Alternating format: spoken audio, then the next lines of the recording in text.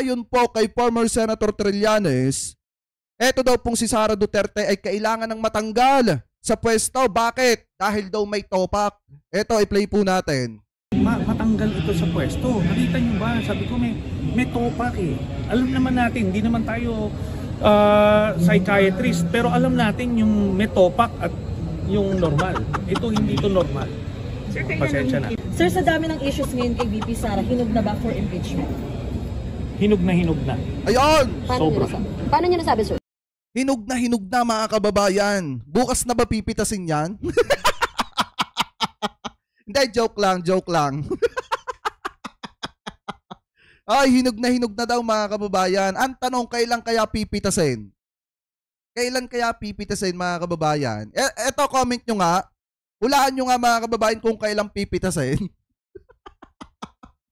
Itong tawang ito mga kababayan, ni former Senator Trillanes, yan yung tawa na naging dahilan kaya nainis etong si Digong. Ay! Ano mga kababayan? Comment nyo nga. Hinog na daw. Kailan ba pipitasin? Malapit na ba talagang pitasin mga kababayan? I-play pa po natin. Ha? Paano nyo nasabing hinog? Siguro naman, nakikita naman ng mga kababayan natin, lahat ng mga dangers, mga red flags, yung unfitness ni Duterte, ni Sara Duterte to hold the position of Vice President. And remember, as Vice President, she could be President anytime, no? In cases of emergencies, no? Kaya, imagine mo yung asal na nilalabas niya, pinapakita niya, bibigyan mo ng power ng presidency yan, dapat kikilabutan yung bawat Pilipino. Diba? Wala ito sa tamang katinuan. Yun ang masasabi natin, kaya hinog na hinog.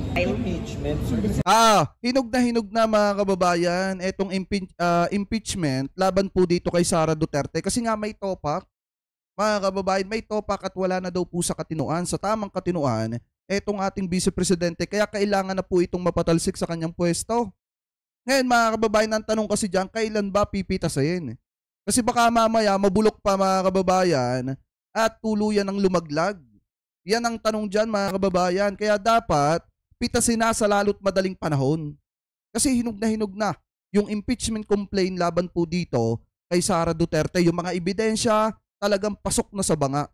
Ang hinihintay na lang natin yung mismong magko-complain. Yung mismong magpa-file ng complaint laban po dito kay Sara Duterte. Yung magpapa-impeach dito kay Sara.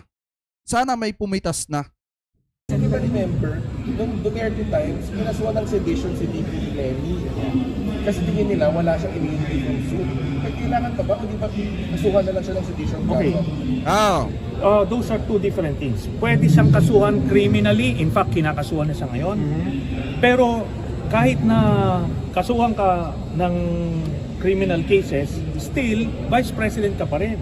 So anything that happens to the President, pwede ka pa rin maging Presidente. So mas mainam yung kailangan matanggal ito sa pwesto. Nakita nyo ba? Sabi ko may topak eh. Alam naman natin, hindi naman tayo psychiatrist, pero alam natin yung may topak at yung normal. Ito hindi ito normal.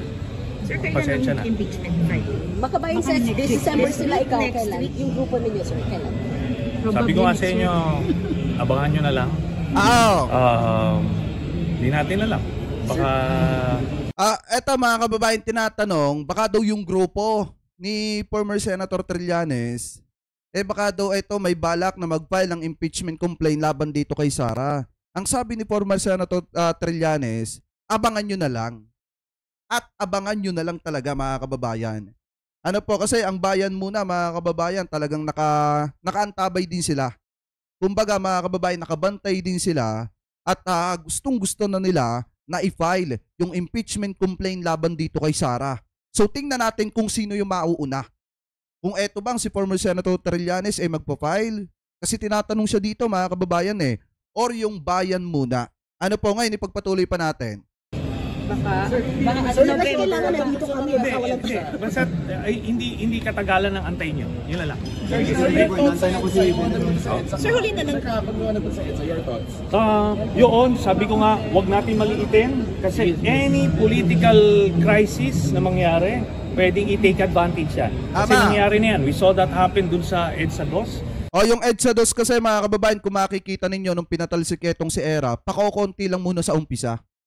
Pero nung naglaon mga kababayan, nagulat na lang tayong lahat, na talagang bigla ang nagdami na hanggang sa isinisigaw na sa EDSA mga kababayan na patalsikin na etong si Erap. At yun yung naging dahilan para kusang bumaba sa kanyang pwesto etong si Erap. Pakitama na lamang po ko kung ako po ay mali.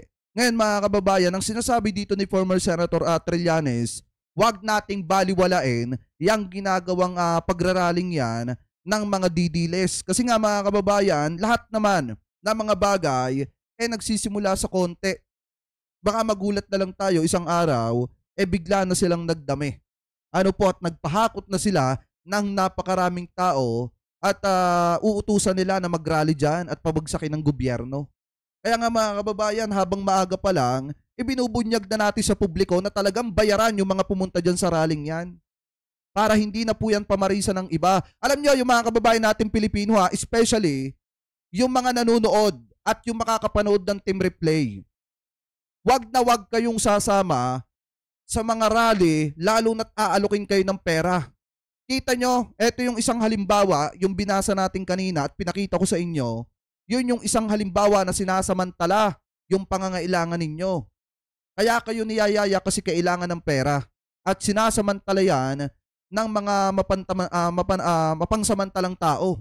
Katulad nung mga nandaya dun po sa mga taong hinakot nila na saglip na 500, 200 lang yung ibinigay. Kaya wag na wag kayo magpapabiktima sa mga ganyang tuso at scammer. Ngayon, ipagpatuloy pa natin. Nagsimula ng maliit, walang pumapansin, kumpiyansa yung administrasyon, very popular, but after a few months, tanggal. So, kailangan magmatsyag. Bottom line, hindi na dapat makabalik sa pwesto itong mga Duterte kasi malaking perwisyo ang ginagawa nito sa bayan. Sir, gano'ng karami yung may simpatya kay Duterte sa info ninyo? Ilang percent? Siguro mga less than 5%. Naman sabi. And mainly mga holding key positions. No. Mga junior officers, mid-ranking. Mga senior officers so far, they are solidly behind the president. Maliwanag dyan mga kababayan ayon kay former Senator Trillanes, dapat na mapatalsik etong si Sara sa kanyang pwesto kasi may topak at yung impeachment complaint laban dito kay Sara Duterte ay hinug na mga kababayan. Kaya nga kung titingnan nyo, sana ma-impeach na etong si Sara para matapos na ang lahat ng ito. Para magkaroon ng bagong vice-presidente na papalit dito kay Sara. Yung marunong makipagtulungan sa gobyerno at hindi po gumagawa ng problema at ipinapahiya ang Pilipinas internationally. Kaya nga mga kababayan, dapat matuto na tayo dahil nabudol tayo ni Sara Duterte, matuto na tayo sa pagkakamali natin noong 2022 kasi nagtiwala tayo doon sa isang tao na ginamit lamang si PBBM para manalo at ginamit lamang ang unit team para manalo at kumuha ng simpatsya ng tao at publiko.